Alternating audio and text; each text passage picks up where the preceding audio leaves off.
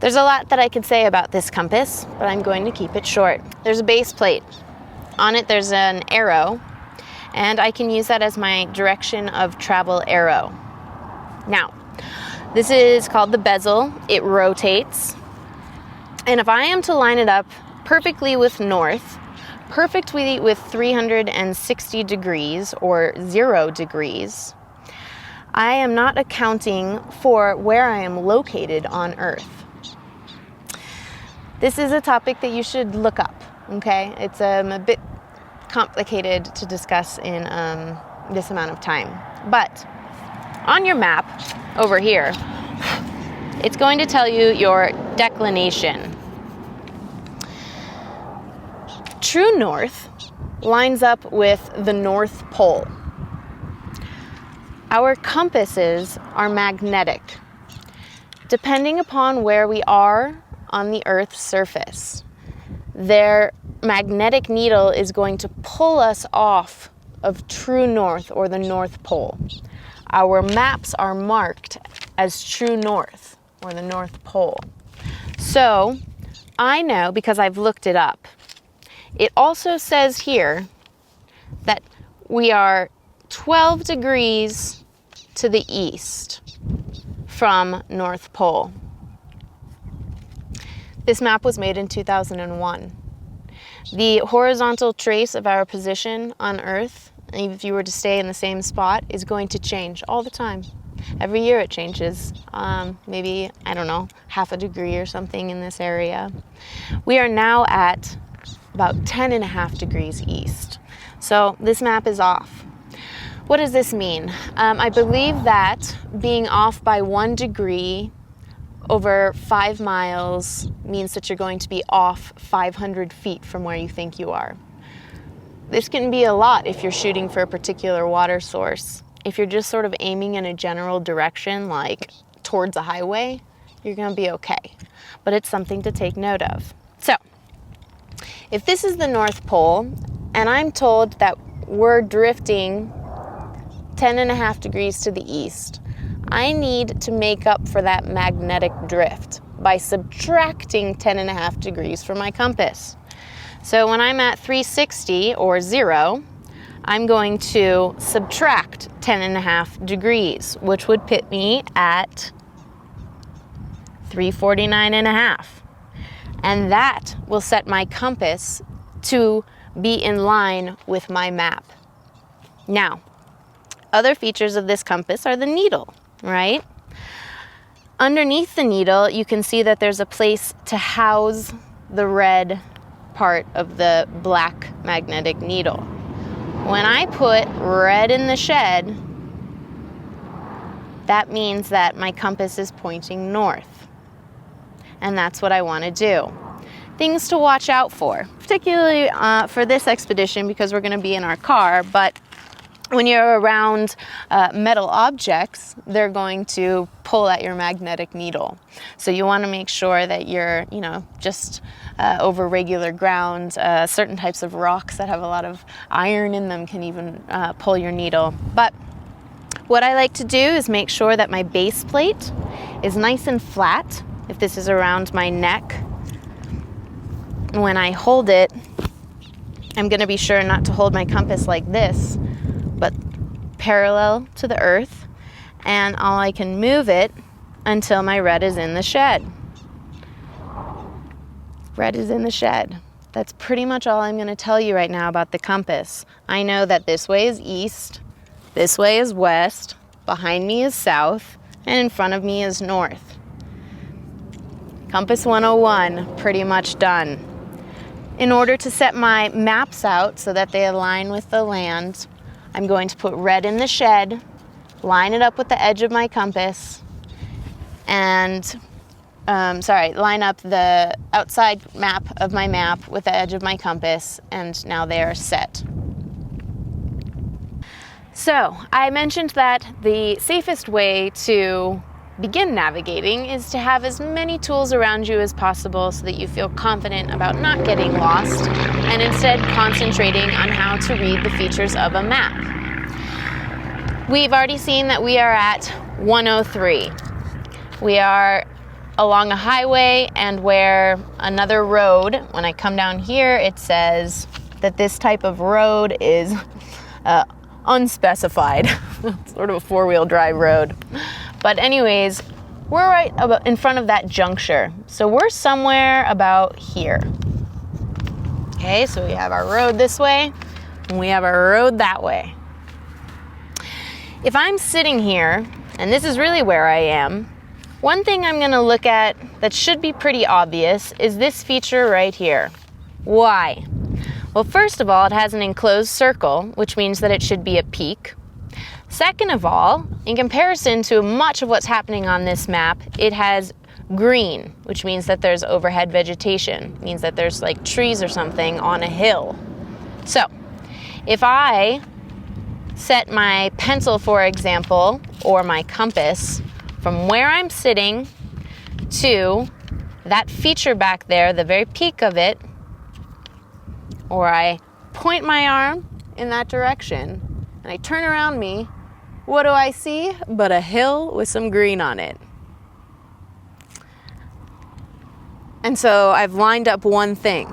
I know I'm doing well so far. Let's try another one. This one's a little bit more difficult, but we'll see what happens. From where I am, I'm reading contour lines. This one, this dark brown one, I'm going to follow it for a moment. It reads 7,000 feet. I'm then coming up and jumping to this next contour line on a 10-foot contour interval map. The fifth one means it's going to be this one right here, should be 7,050 feet. So it's only a 50-foot increase, but it should be an increase. And I'm also going to see green. There's kind of a distance in comparison to this line here. So it's kind of gradual through here, a little bit steep, but 10 feet's not a very big contour interval. So if I put my compass from where I am towards that feature and look back behind me, sure enough, I see from my absence of overhead vegetation, this field area into my trees. And I see, if I look real closely, I can actually see the high point of it, which is directly behind us, just like that. Now, the other thing that we see way far behind us are some mountains.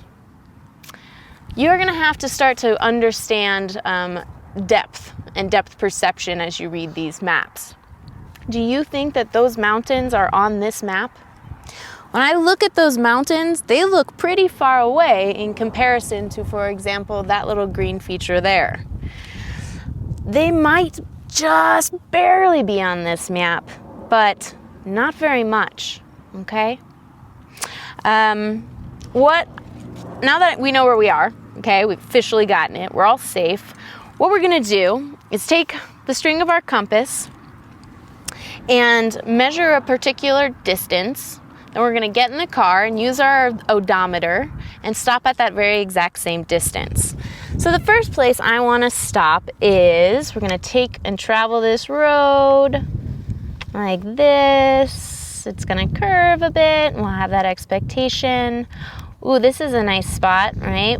There should be, because water is traveling through here, at least a depression, a low spot. Water always travels in the low spots. So that might be something I would look out for. Then we should be traveling through some shrubland. And then we keep going and going. And let's use this road. There should be a road off to the southwest, but it's in black, so we never know, right? These are man-made features. The road could have changed, could be gone, could now be off in a different direction. But there is an absence of vegetation along our southern side when we're along that road. It should be very obvious. There's a low point because I see a light blue line running through, meaning that there is an indication of water that might not be there. It would be a place where water would run. And then at the end of it, in another area where there's an absence of overhead vegetation because it's white, I see two little black squares. Those represent homes. So let's go ahead and mark out the distance using our string from here to maybe we'll say right around here. And then we'll use our odometer and see if we can get there and everything is as we expected. One reason it's cool to use a string is because you need to follow the shape. You can't just make a line as the crow flies, so to say, between point A and point B. I actually have to follow the shape of the road.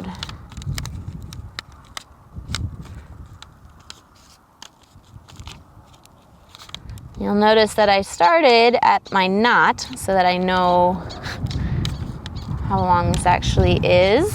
So it was this long, and then I come down to my nice scale here and I take a measurement. So from here to there is 2 miles. From here to there, it's gonna be 4 miles and a tiny bit more. It's about 4 miles and a little over a quarter. So keep this simple. At 4 miles and a quarter, we're gonna have our eyes peeled on the road in the south. We have an expectation that there's not going to be vegetation that's overhead, and we should see a road shooting off to our southwest, our left-hand side. When we're talking about maps, we always want to be using cardinal directions. If I say let's go right, these guys might not have any idea what I'm talking about because we're all facing in different directions. If I say let's go west, everybody knows it's that way, right? Because my maps are lined up to the north. Okay, so that's how we speak. It's proper terminology, says the teacher. Let's go 4 1/4 miles, see what we see. After that, our next point of travel, we're going to continue down this road, and I'm really interested in this feature right here. I see that the road is going to contour around it. It's going to curve around that feature. So as we're driving, these contour lines are getting closer and closer together. There's a peak up here, so it means that we're going up in elevation to the north, and that the road itself is going to kind of bend around the front of it, and then it's going to bend back away from it. So this is another point somewhere along this line. We're just going to check it out. And maybe we just reference it this time. I'll say, it's about 1 mile. I'm expecting to see that peak in the north. I'm expecting to curve in the road. And then we're going to follow the road towards the southwest. Something really exciting is finally happening. We've talked about light blue or dotted blue lines versus dark blue or thicker blue lines, perennial and seasonal. I see a perennial, a year-round dark blue line that parallels this road. Let's go see if we can find some water versus these light blue ones that are around. I'm not interested in them at this very hot moment. So when we get somewhere along this road, we can pick another spot and get out of the car and see if we can go find water. On that note, because we're out here to find water, along with practicing navigation, because it's the one thing that's missing from our beautiful piece of property that we have our shelter set up at, indications of water, signs of water. How do we find water, especially in the high desert? There are certain plants that are usually around water. If you know those plants and you see them, that's something that you could go for. Converging animal trails. So all different types of animals have all of their own trails, and you start to see animal trails converge.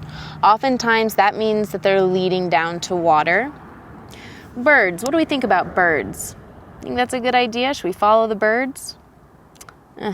Birds can travel hundreds of miles within a day if they wanted to. If I followed a bird, I might be following out into the middle of nowhere. Oftentimes in the mornings and the evenings, though, they do check in at water. But it's not my favorite animal to follow, okay? Getting to a high point is the best thing that you can do. When you get to a high point, or from a low point, you can see high points. You can see where the land comes down to its low points, where water may be running. So I could be standing up high and seeing sort of gradual stuff going on. And then over here, I see a sharp dip.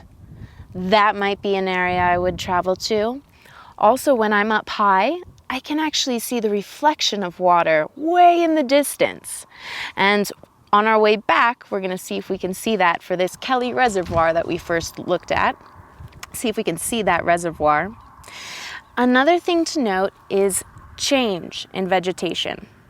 There's vegetation all around us right now. We got pinyons, junipers, sagebrush, rabbit brush, you name it. We're going to be going through oak trees. They're all sort of the same color. There's no water around that I can see. What I'm looking for is a change in color, something brighter, something different, maybe something bigger. From long distances in this area, actually in all of sort of the arid Southwest, which encompasses a number of states, I would say that the most prime indicator are cottonwood trees. They are lighter green, they're actual leaves. And then more things happen. So you have the advantage of being able to see them, which indicates water. And they're part of the poplar family, and like aspens, they have sort of round leaves with points. They flutter in the wind. You can hear them from a distance. We're going to see if we can also see those trees or hear the water without even seeing it. So we're starting to increase our need for senses, right? So those are some of the main ways to find water. I'm just going to repeat them a little bit more clearly. Get to a high point, see if you can see water, see if you can see the reflection of water, see if you can see where the valleys or the drainages are occurring, where water would run, because water runs from high to low, not low to high. Follow converging animal trails, because all animals need water, except for some like pack rats and stuff like that. They're like camels, it's weird. But in general, animals need water, so they're going towards water. And a huge one is going to be that change in vegetation. So let's get in the car and drive. That was a stupid ending. Let me try that again. So let's go ahead and get in the car.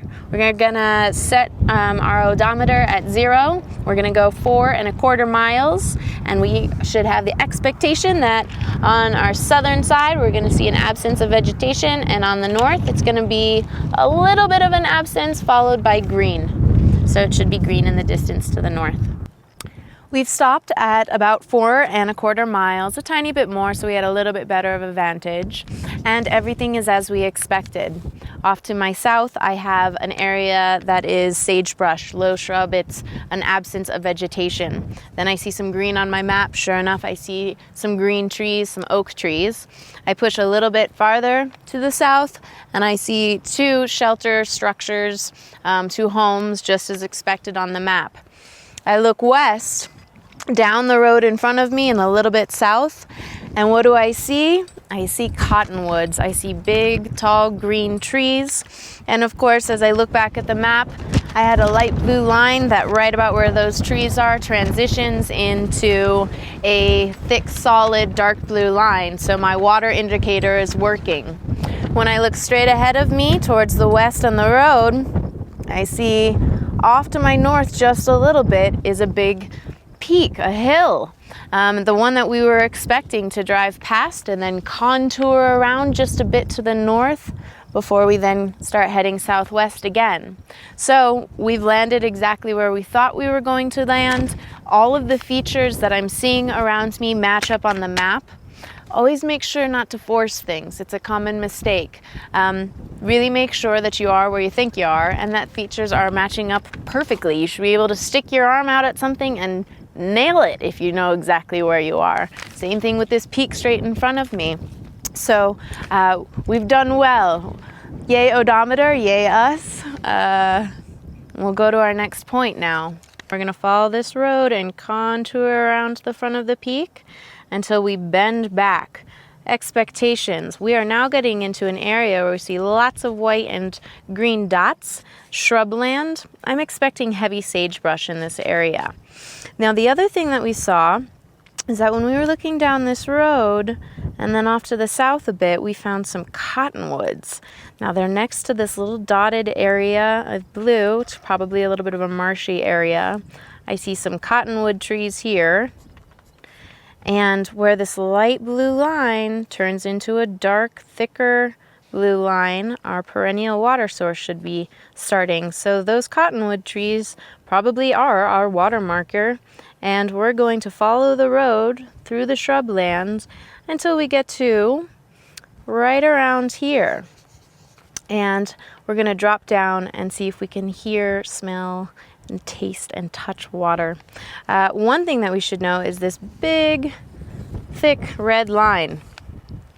It indicates something. It indicates that we're passing into Forest Service land, which is marked on this map in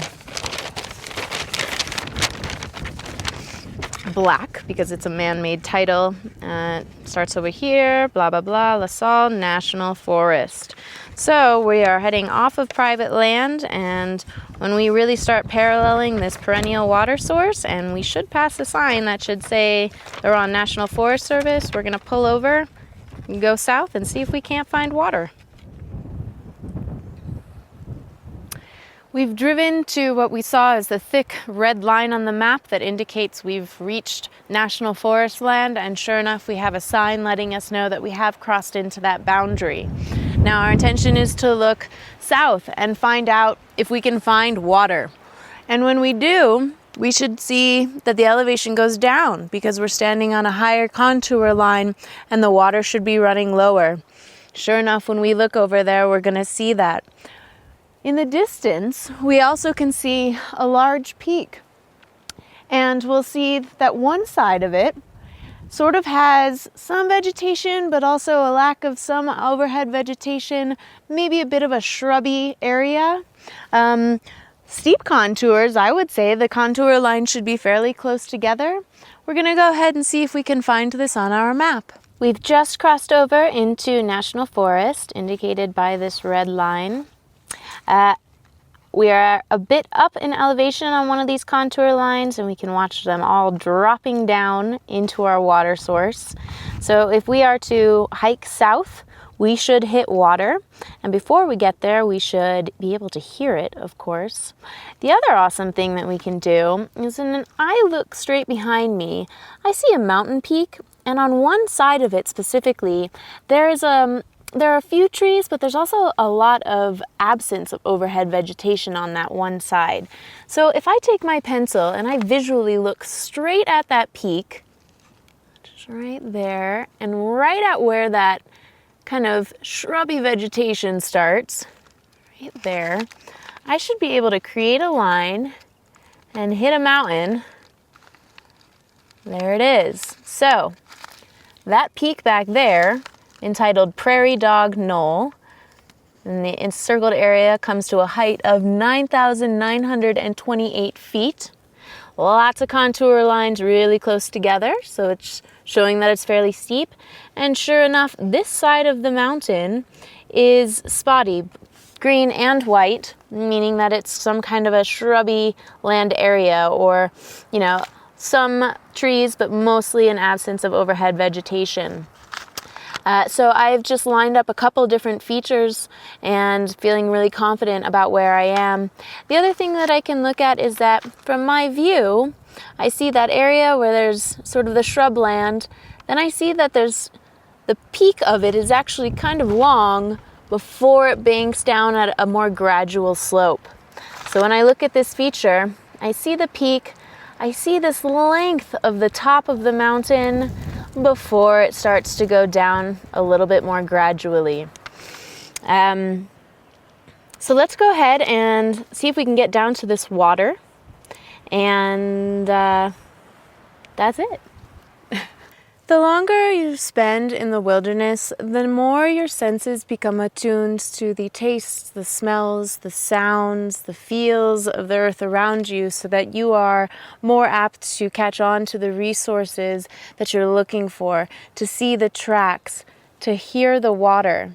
Now, I know that we were above elevation of a water source labeled on the map. I'm expecting that this kind of downward slope is leading towards water. I'm well above it, but if I stop, I can already hear it. So there's some sense of relief to that, right? We found all of our signs. We saw our cottonwoods. We saw the dark blue line on the map. We're going down in elevation. Water runs in the valley. But huge to be able to hear things. Sometimes there's so much vegetation around you. There's so many big trees that you can miss water if you're just not listening for it, for example. So let's go see some water.